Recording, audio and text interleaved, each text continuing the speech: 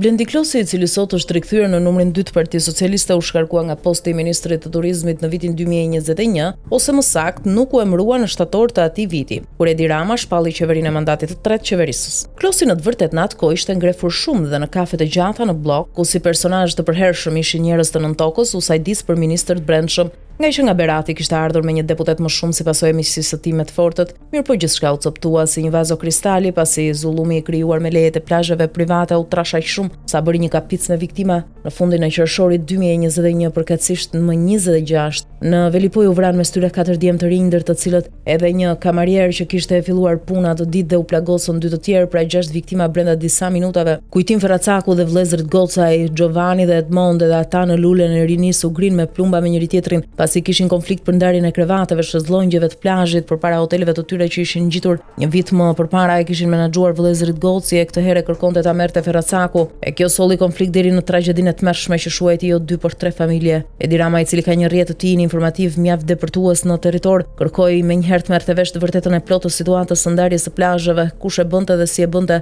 Në atë kohë ishte krijuar një sistem i koklavitur i dhënies së lejeve, ku nuk veprohej njësoj në të gjithë territorin. Si rregull, terrenin e plazhit e jepte Bashkia Meqera, e cila aso kohë në Shkodër drejtohej nga Voltana Ademi e PD-s, kurse lejet e shezllongjeve kalonin përmes një sistemi të djallëzuar, ku edhe pse më një anohej ministri i turizmit, pjesa e tij ishte brenda. Siç thuhet që djalli fshihet në detaje, shpesh kjo ndodh edhe në ligjet miratuara në parlament nga politikanët, ligje që fshehin mes rreshtave interesat e vogla të tyre. Në ligjin atëhershëm për rregullimin e lejeve të plazheve ishte përcaktuar që askush që do të hapte apo merrte në administrim një plazh të tij nuk mund ta bënte pa marrë miratimin nga Federata Shqiptare, vrojtuesit e plazhit dhe shpëtimit në ujë. Drejtuesi i kësaj federate është Endrit Gega alias Kunati i Blendi Klosit. Kjo federate, krijuar në vitin 2016, merr certifikimin zyrtar një vit më pas, pikërisht kur Klosi emërohet ministri i turizmit në shtator pas zgjedhjeve parlamentare të 25 qershorit 2017, ditën që Edi Rama merri vetëm timonin dhe qeverisë pa aleat. Në kulmin e një sherri të madh politike për plasjesh të mëdha, deri edhe me çizmen kuvend, protesta studentësh, përplasje me molotov te kryeministria e Djegë Mandatesh, u miratua ligji i Kleçkës së Kunatit për shezllongjet që kërciste nga konflikti i interesit. Përkatësisht kush donte të merrte një leje për të vendosur çadra dhe krevate në rër do duhet kalonte paraprakisht te Kunati i ministrit të turizmit, i cili atë firmën për çështjen e vrojtuesve nuk e jepte kollaj pasi i bënte të ditur se është çështje me spec. Në fillim pronarët e plazheve se kuptonin pse po bëhet kaq e komplikuar leja e vrojtuesve, madje kjo bëhej njësoj edhe kur biznesi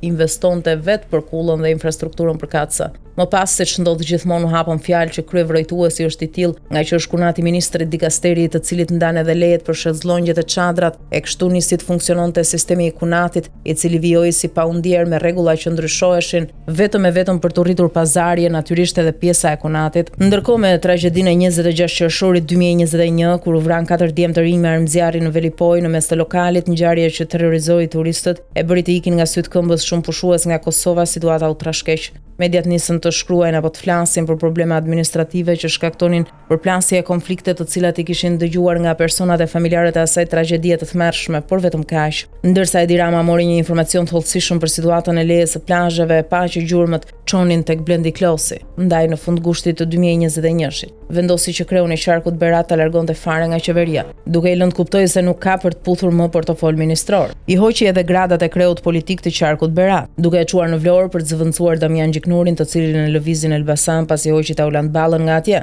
Zullumi u trash edhe atje me një tjetër vrasje 2 ditë para zgjedhjeve të 2021-shit. Klosin e dërgoi në Vlorë të merrej me klanin e Gramozruçit, ndërkohë që një vit më parë i dha numrin 2 të PS-s, kur hoqi Damianin nga posti i sekretarit përgjithshëm. A do ta kthej sërish në qeveri pas zgjedhjeve? Si vështirë, pasi e ka çuar në Dibër që të merret me Ömer Lalën dhe i ka caktuar detyrë të marrë deputetin e tretë në qark, ndryshe objektivi quhet i parealizuar.